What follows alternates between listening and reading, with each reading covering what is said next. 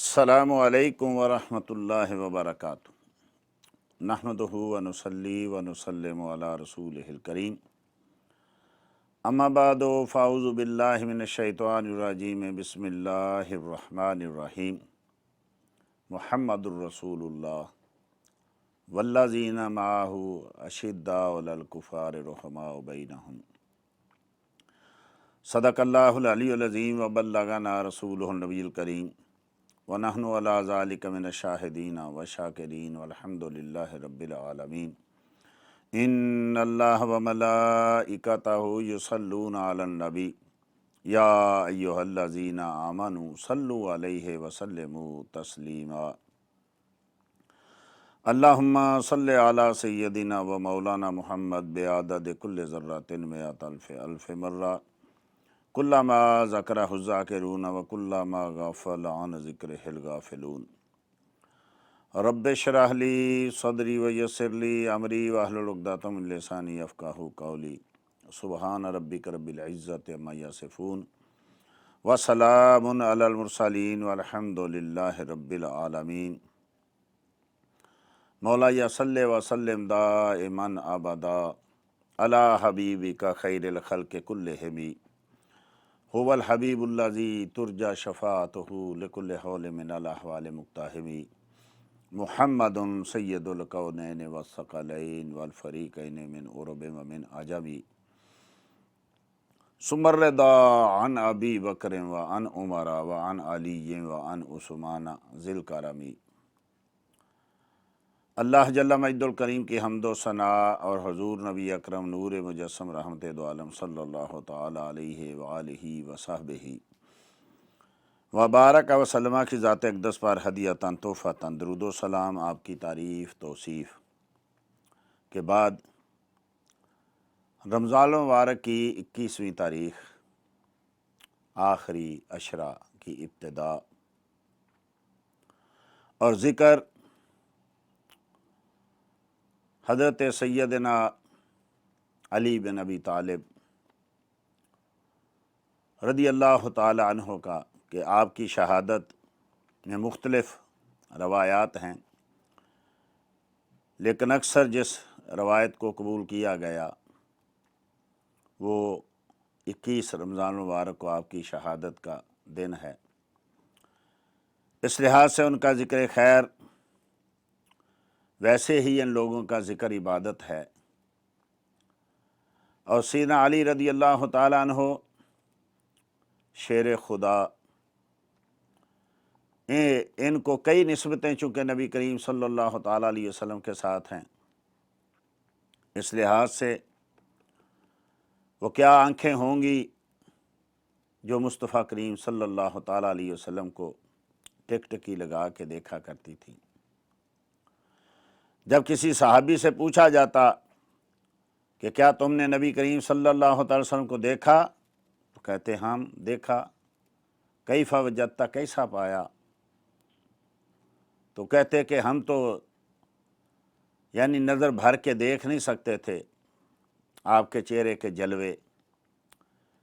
یہ پوچھنا ہے تو ابو بکر سے پوچھئے، ہند بن ابی حالہ سے پوچھئے، یا مولا علی رضی اللہ تعالیٰ عنہ سے پوچھئے۔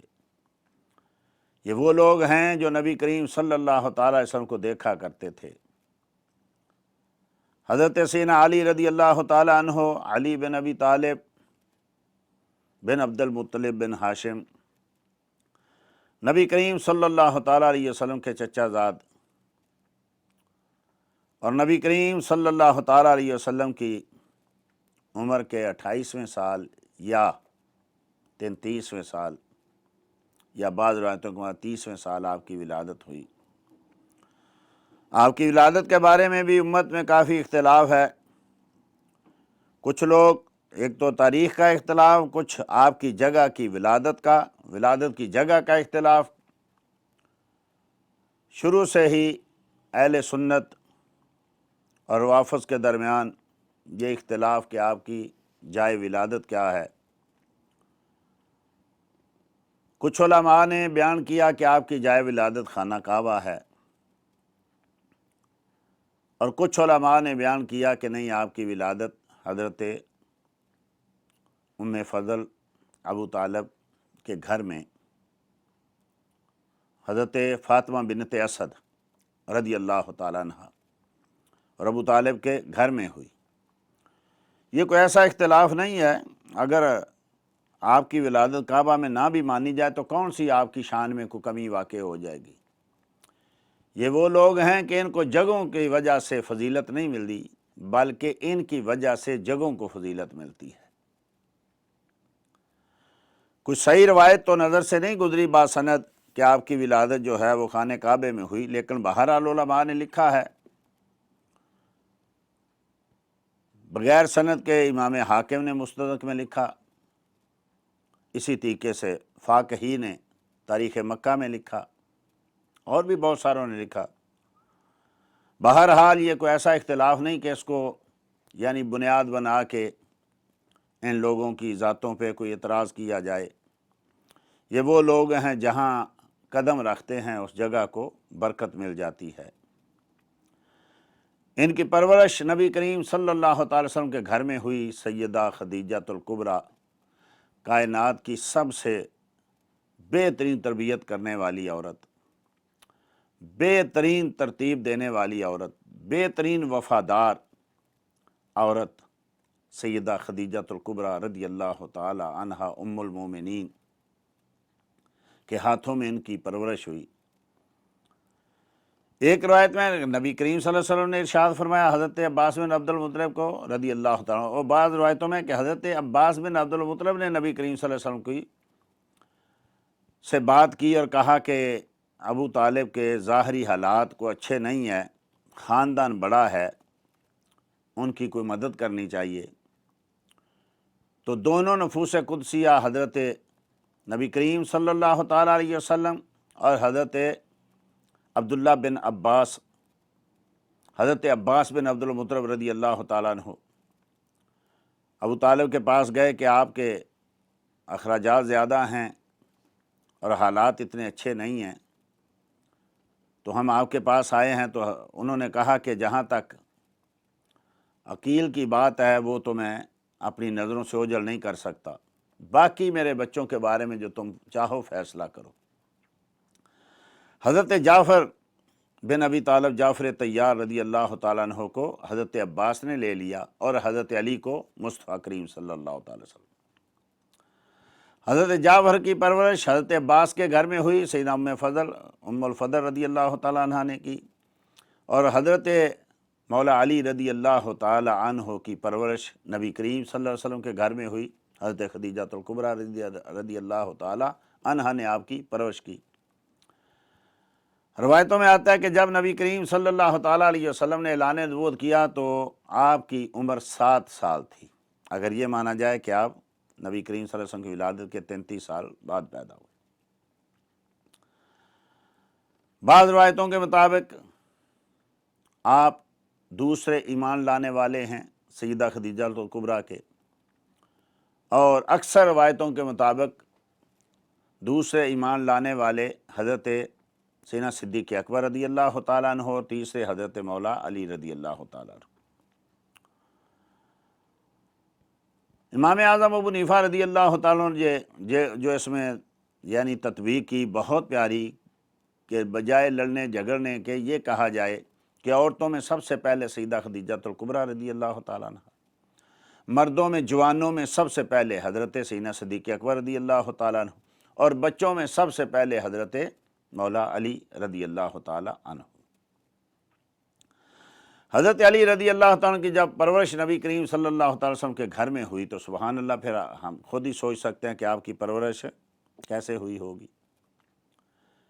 جو نبی کریم صلی اللہ تعالی وسلم نے پہلی تبلیغ کی، اپنے گھر میں قریش مکہ کی دعوت کی، سب کو بلایا اور سب کو بلا کے کھانے کی دعوت کی۔ جب سب نے کھانا کھا لیا تو آپ نے ارشاد ہے مجھے اللہ نے اپنا نبی بنا کے بھیجا ہے کوئی تم میں سے جو میرا ساتھ دے؟ تو کوئی نہ اٹھا، سب موجود تھے، کوئی نہ اٹھا۔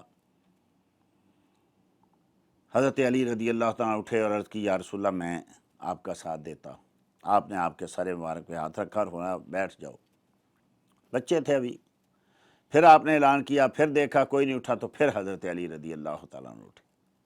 3 بار ایسا ہوا، تینوں بار حضرت علی رضی اللہ تعالیٰ عنہ اٹھے، اور ابو لہب ظالم نے کہا کہ تم نے صرف اس کام کے لیے ہمیں یہاں بلایا تھا اور ہمیں اتنی تکلیف دی تھی۔ گستاخی کی بہت بڑی، اللہ جل مجد الکریم کو اس کی یہ گستاخی جو ہے وہ پسند نہ آئی، اور پوری سورہ مبارکہ اس کی مذمت میں نازل فرمائی۔ تبت یدا ابی لہب وتب ما اغنی عنہ مالہ وما کسب۔ نبی کریم صلی اللہ تعالیٰ اعلان نبوت کے بعد جو مشکلات آپ پہ گزری، مکے کی وہ گلیاں، وہ لوگوں کا ظلم و ستم، ہر نیا دن ایک نیا دکھ لے کے آتا تھا، ہر نیا دن ایک نئی پریشانی لے کے آتا تھا۔ جو غریب مسکین غلام آپ پر ایمان لاتے، ان پہ ظلم و ستم کے پہاڑ توڑے جاتے۔ ہر آدمی اپنی تکلیف تو برداشت کر جاتا ہے، لیکن غلاموں کی تکلیف بڑی، ساتھیوں کی، رشتہ داروں کی تکلیف بڑی اذیت ناک ہوتی ہے۔ کہیں حضرت بلال رضی اللہ تعالیٰ عنہ، کہیں حضرت عمار ابن یاسر، کبھی یاسر و سمیہ، کہیں حضرت خباب، کہیں حضرت ذنیرہ، کئی کس کا نام لیا جائے۔ روز ظلم و ستم کا بازار گرم ہوتا تھا کہ اسی اثناء میں اللہ جل مجد الکریم نے حکم فرمایا کہ میرے محبوب آپ ہجرت فرمائیے مکہ سے مدینہ۔ نبی کریم صلی اللہ علیہ وسلم نے حضرت علی کو بلایا اور فرمایا، علی میں ہجرت کرنے جا رہا ہوں، اور میری جگہ یہ لوگوں کی امانتیں میرے پاس ہیں۔ اللہ اکبر! اتنی دشمنی لوگوں کی، جگہ جگہ پہ روکنا، بے ادبی کرنا، پتھر مارنا، کبھی آپ سجدہ کریں تو اونٹ کی اوجری لا کے رکھ دینا، ہر جگہ بے ادبی۔ لیکن آپ کے کردار کی اتنی دنیا، اتنی دشمنی کے باوجود معترف تھی کہ امانتیں نبی کریم صلی اللہ علیہ وسلم کے پاس رکھتے تھے۔ یہ نبی کریم صلی اللہ تعالی وسلم کا ایک معجزہ ہے کہ اتنی دشمنی کے باوجود نہ کوئی آپ کو جھوٹا کہہ سکا، نہ کوئی خائن کہہ سکا، ہمیشہ صادق و امین کہتے رہے۔ آپ نے فرمایا کہ علی یہ تم صبح لوگوں کو امانتیں دے کے آ جانا۔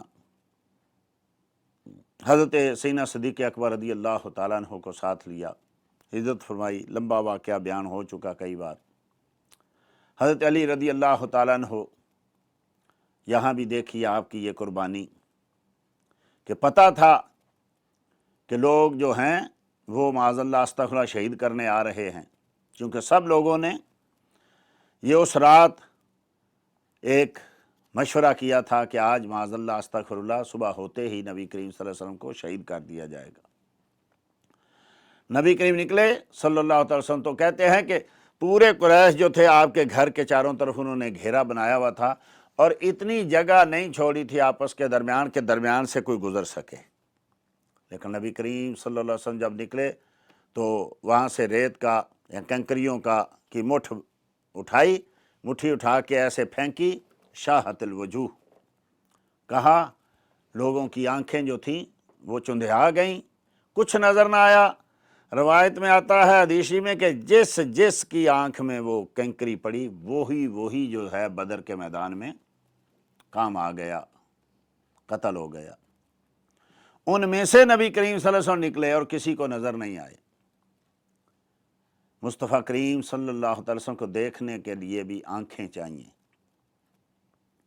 صبح جب دروازہ کھلا گئے تو دیکھا کہ وہاں تو نبی کریم صلی اللہ علیہ وسلم کی بجائے مولا علی ہیں۔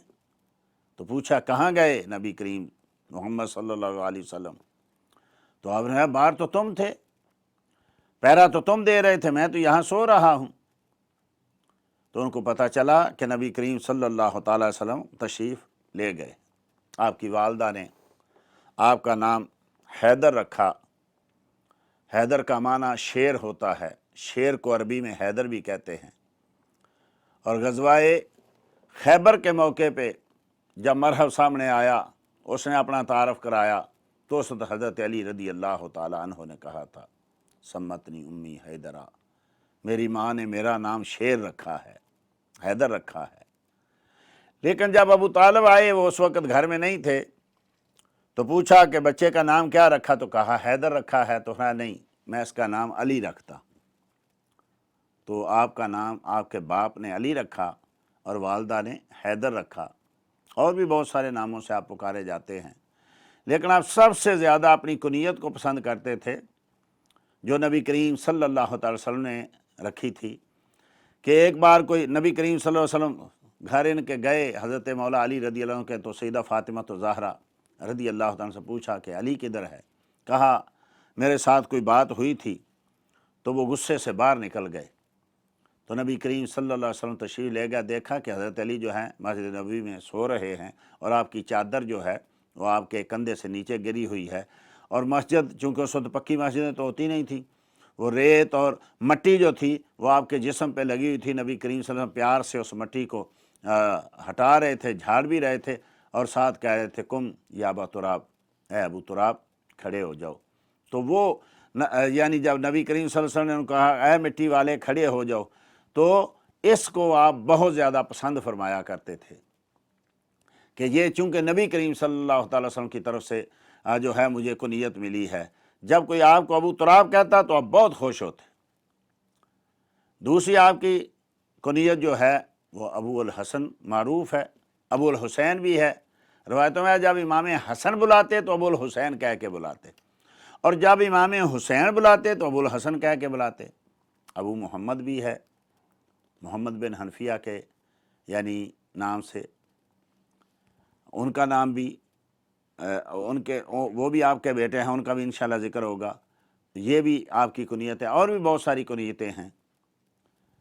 یہ نبی کریم صلی اللہ تعالی وسلم کے اتنے چہیتے تھے کہ نبی کریم صلی اللہ علیہ وسلم کی جب صاحبزادی سیدہ فاطمہ زہرا خاتون جنت کائنات کی وہ شخصیت کہ جس کو نبی کریم صلی اللہ تعالی وسلم کے ساتھ اور نبی کریم صلی اللہ علیہ وسلم کو ان کے ساتھ بے پناہ پیار تھا، اتنی محبت کہ جب سیدہ فاطمہ زہرا رضی اللہ تعالی عنہا نبی کریم صلی اللہ علیہ وسلم کے پاس حاضر ہوتی تو نبی کریم صلی اللہ علیہ وسلم اٹھ کے کھڑے ہو جاتے، آپ کے ماتھے پہ بوسہ دیتے، پھر اپنی جگہ بٹھاتے، اور جب نبی کریم صلی اللہ علیہ وسلم ان کے گھر جاتے تو سیدہ فاطمہ زہرا رضی اللہ عنہ کھڑی ہو جاتی۔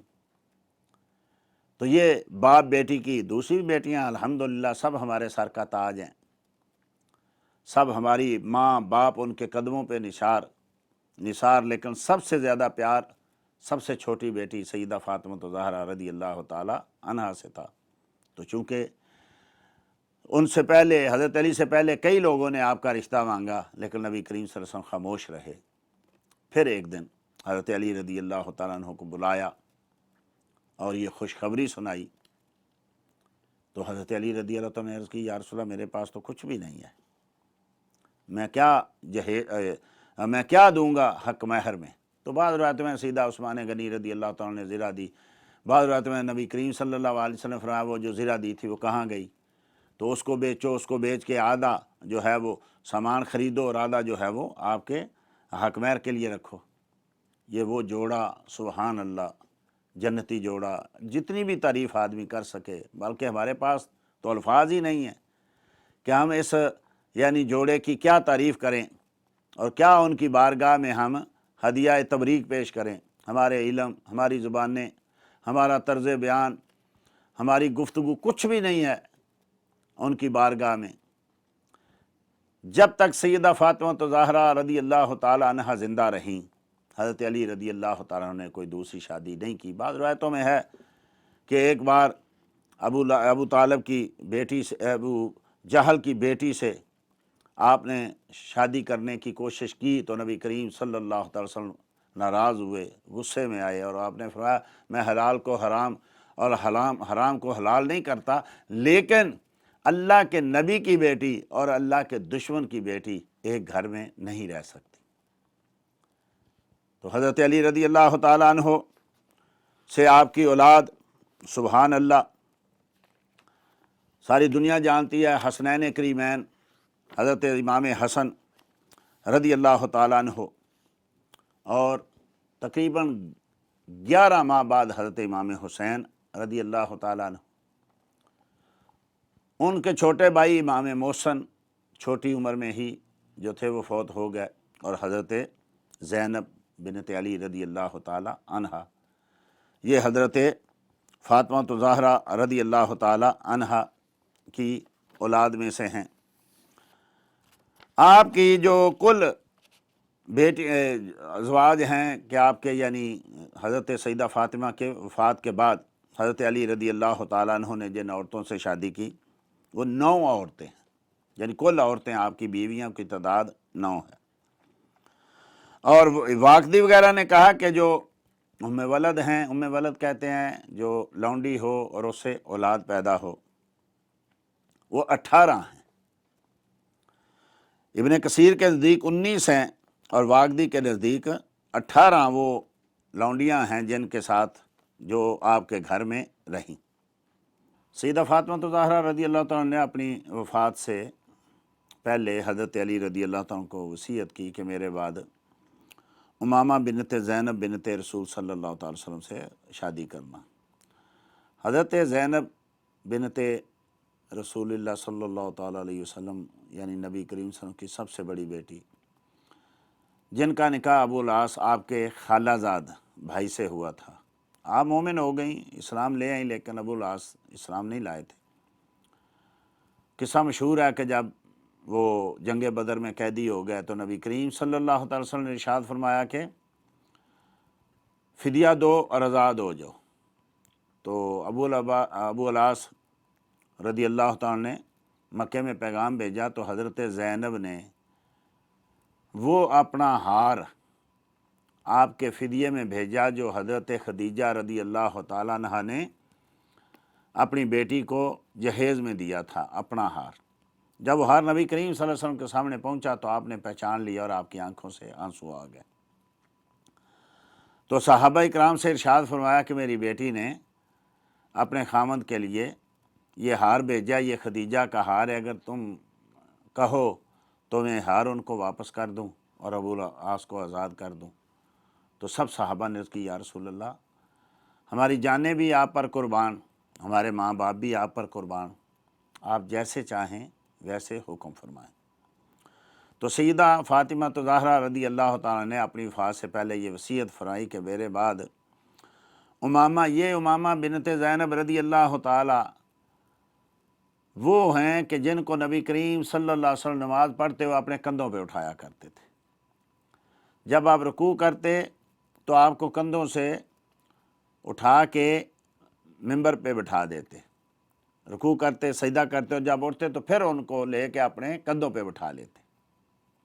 یہ آپ کی نواسی ہے، لیکن افسوس کہ ہم نے کبھی دوسری آپ کی اولاد کا ذکر نہیں کیا۔ یہ بخاری شریف میں ہے کہ آپ اپنے کندھوں پہ حضرت امامہ بنت زینب رضی اللہ تعالیٰ عنہما کو اٹھایا کرتے تھے۔ تو سیدہ فاطمہ کے بعد آپ کی جو شادی حضرت امامہ بنت زینب رضی اللہ تعالیٰ سے ہوئی، لیکن ان سے کوئی آپ کی جو ہے وہ اولاد نہیں ہوئی۔ اس کے بعد جو شادی ہوئی وہ خولہ نامی خولہ جو ہیں یہ بنی حنفیہ میں سے تھی، جن کے بیٹے حضرت محمد بن حنفیہ معروف ہیں، جنہوں نے کربلا والوں کا جو ہے وہ انتقام لیا تھا۔ یہ ان کی والدہ ماجدہ ہیں۔ تیسری آپ کی شادی جو ہے وہ خولہ حنفیہ سے ہوئی تھی، اور چوتھی آپ کی زوجہ محترمہ ام البنین بنت حزام۔ ان کی بھی اولاد ہوئی، آگے انشاءاللہ میں عرض کرتا ہوں۔ پانچویں لیلہ بنت مسعود رضی اللہ تعالی عنہا، اور چھٹی آپ کی زوجہ محترمہ حضرت اسماء بنت امیس۔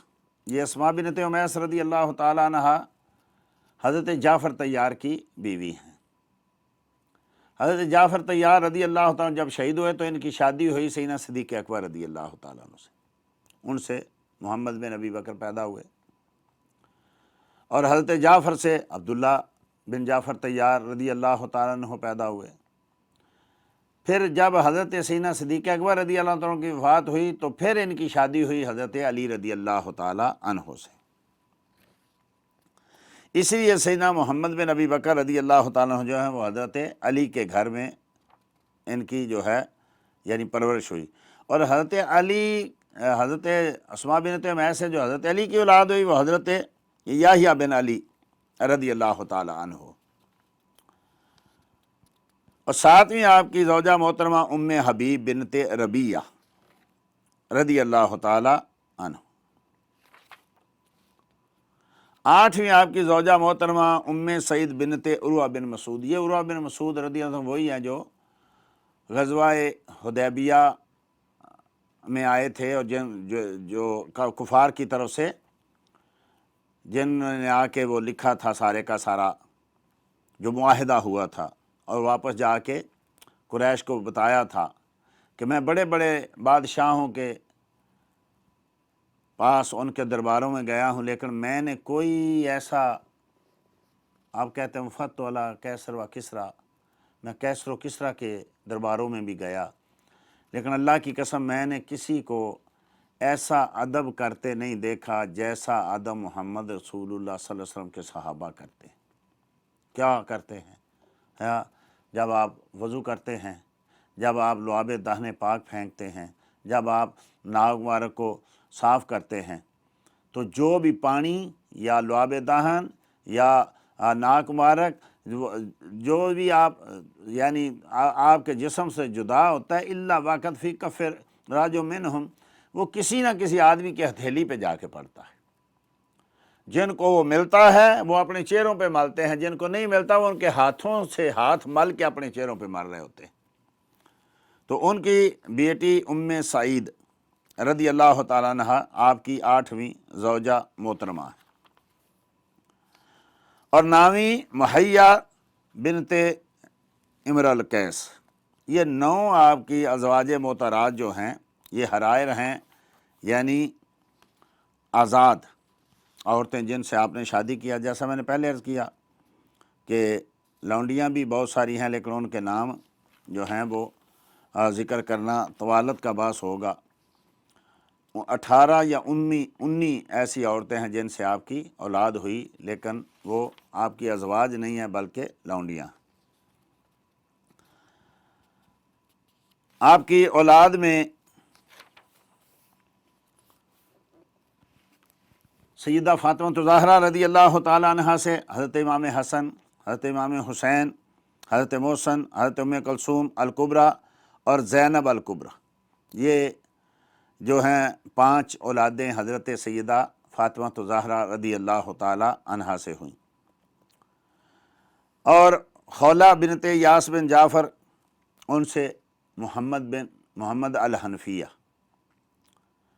عبید اللہ و ابو بکر، ان کی ماں کا نام ہے لیلہ بنت مسعود بن خالد۔ حضرت عمر، حضرت رقیہ، ان دونوں کی والدہ تغلبیہ،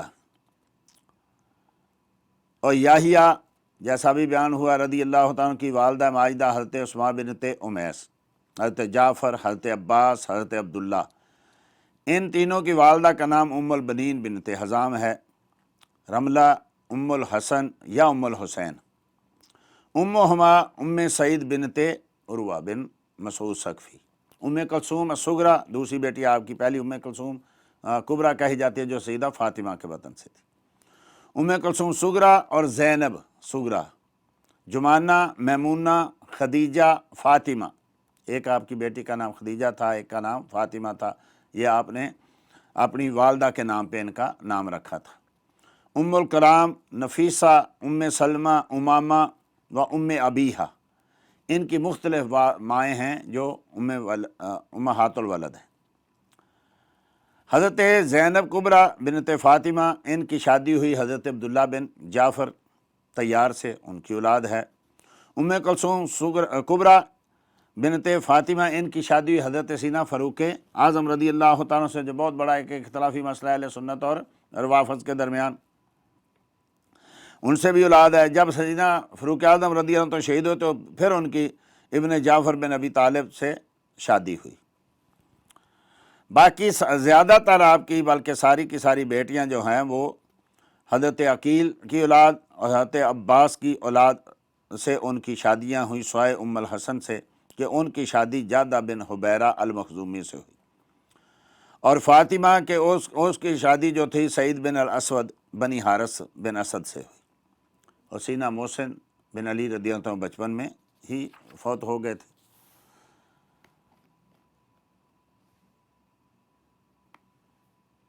یہ آپ کی اولاد ہے۔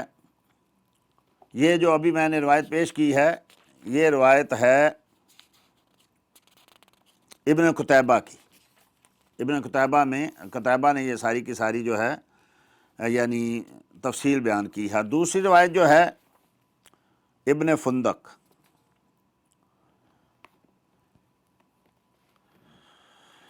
یہ کہتے ہیں کہ ام الحسن یا ام الحسین رملہ امہما ام سعید بن عروہ بن مسعود، ان کے آگے اولاد نہیں ہوئی۔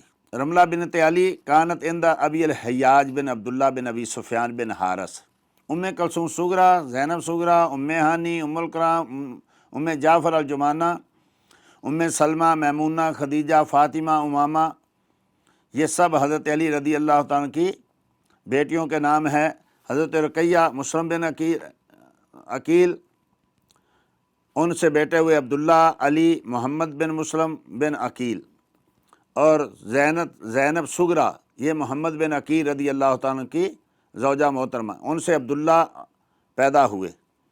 ام ہانی بنت علی یہ حضرت عبداللہ بن عقیل بن ابی طالب سے ان کی شادی ہوئی، ان سے جو ہیں محمد پیدا جو کربلا میں شہید ہوئے۔ میمونہ بنت علی یہ عبداللہ بن عقیل کی زوجہ محترمہ، ان سے عقیل پیدا ہوئے۔ ام کلثوم صغرا ان کا نام نفیسہ ابھی ہے، عبداللہ بن عقیل کی زوجہ محترمہ، ان سے عقیل پیدا ہوئے۔ پھر کثیر بن عبداللہ سے اس کے بعد ان کی شادی ہوئی، ان سے نفیسہ پیدا ہوئی۔ پھر اس کے بعد عبداللہ بن علی بن حسین بن علی بن ابی طالب سے ان کی شادی۔ کان خدیجہ بنت علی بن ابی طالب عند عبد الرحمن بن عقیل بن ابی طالب، ان کی شادی حضرت عبد الرحمن بن عقیل سے، ان سے حمیدہ نامی یا حمیدہ نامی بچی پیدا ہوئی، اور ان کے بعد پھر عبد الرحمن بن عبداللہ بن غامر بن قریش سے ان کی شادی۔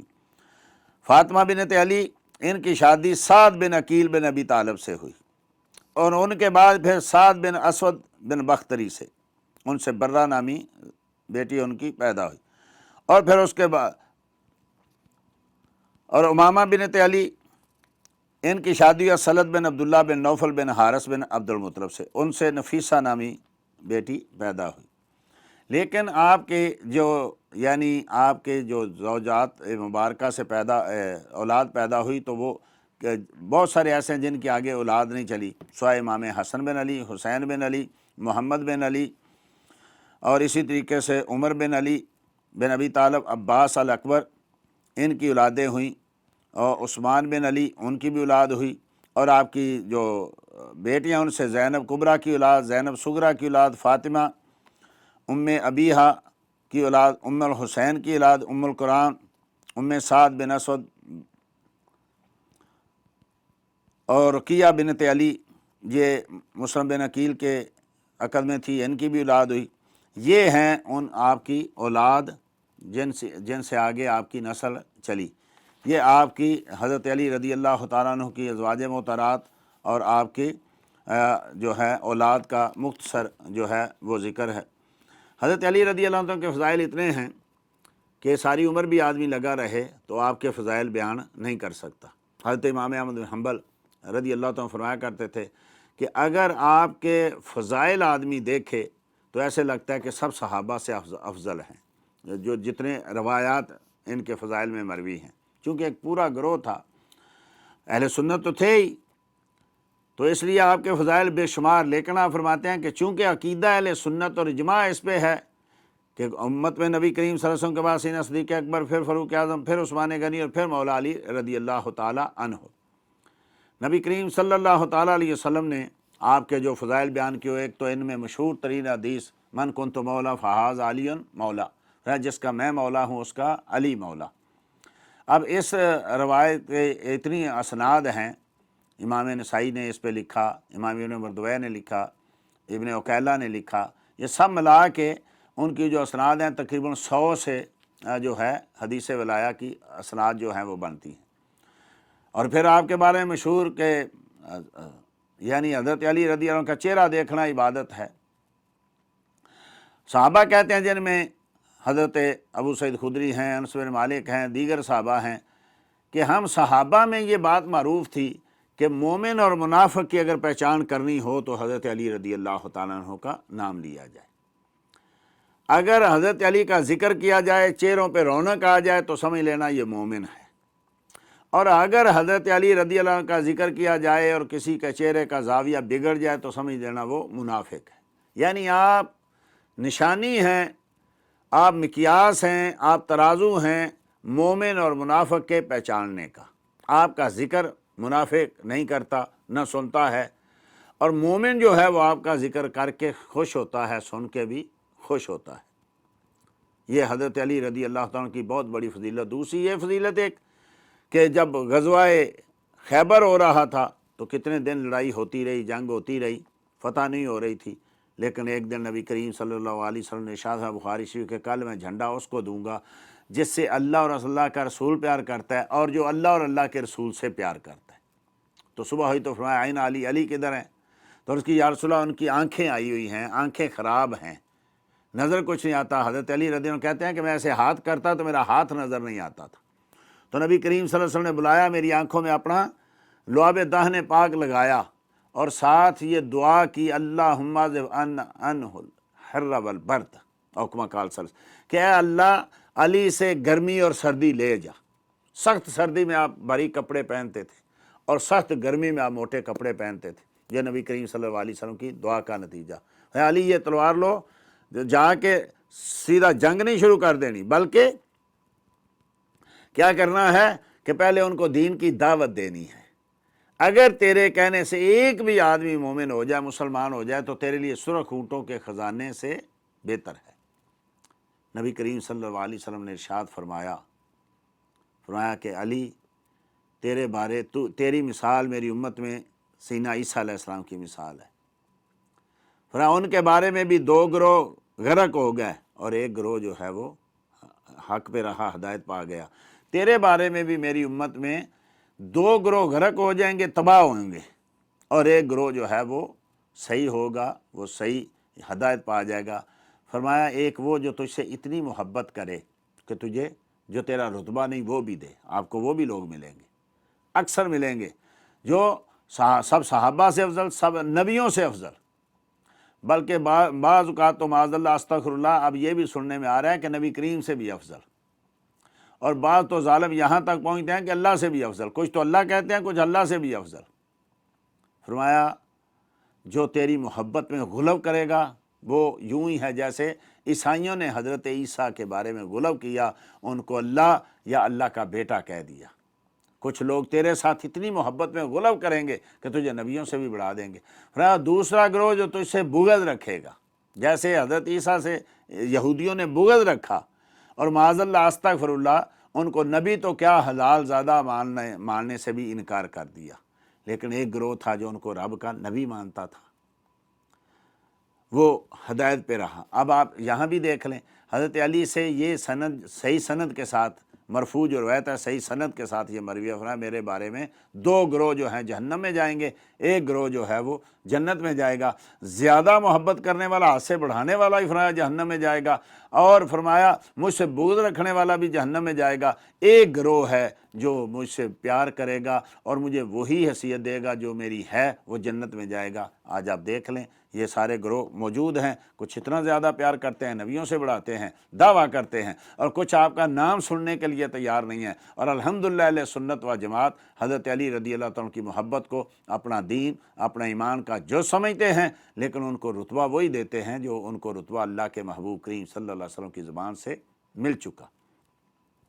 نبی کریم صلی اللہ تعالیٰ علیہ وسلم نے ارشاد فرمایا کہ دنیا میں 2 بدترین شریر ترین شخص ہیں، من الاولین والآخرین، اولوں میں سے اور آخروں میں سے۔ عرض کی یا رسول اللہ اولوں میں سے کون ہے؟ جس نے صالح علیہ السلام کی اونٹنی کی کونچیں کاٹی، اور آخرین میں سے کون؟ بدبخت ہے علی جو تیری کن پٹھی پہ تلوار مارے گا اور تیری داڑھی کو جو ہے وہ رنگین کر دے گا۔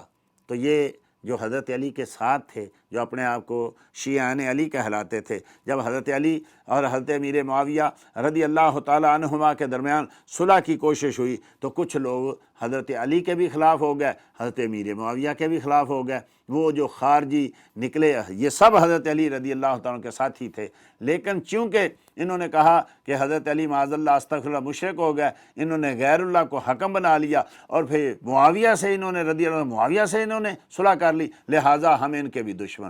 کتنے لوگ ہیں جو آج بھی اس صلح پہ خوش نہیں ہیں، جو صلح ہونی لگی نہ ہو سکی اس وقت انہوں خارجیوں ظالموں کی وجہ سے، اور پھر امام حسن رضی اللہ عنہ کی، آج تک لوگ اس پہ کئی خوش نہیں ہیں۔ تو وہ انہی خارجیوں میں سے ایک عورت، خطام نامی عورت، اس نے آپ کے قتل کا منصوبہ بنایا، بڑی خوبصورت تھی۔ کہا گیا کہ جو حضرت علی کو قتل کرے گا یعنی میں شادی اس سے کروں گی اور مہر میں حضرت علی کا سر لوں گی، معاذ اللہ استغفر۔ تو ابن ملجم، عبد الرحمن ابن ملجم بڑا اپنی طرف سے نیک آدمی تھا، خارجی تھا اور حافظ قرآن تھا۔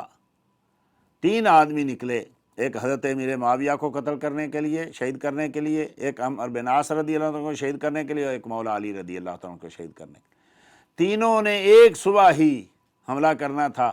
حضرت امیر معاویہ رضی اللہ عنہ صبح نکلے نہیں، دشمن سب کے، تینوں کے ایک ہی دشمن خارجی۔ حضرت سیدنا امیر معاویہ فجر کی نماز پڑھانے نہیں آئے۔ حضرت سیدنا علی رضی اللہ عنہ نکلے تو حدیثی میں آتا ہے باہر نکل کے آسمان کی طرف دیکھتے تھے اور کہتے تھے ما کذبت ما کذبت، نہ مجھ سے جھوٹ بولا گیا اور نہ میں جھوٹ بولتا ہوں، اللہ کی قسم یہ وہی رات ہے، یہ وہی رات ہے۔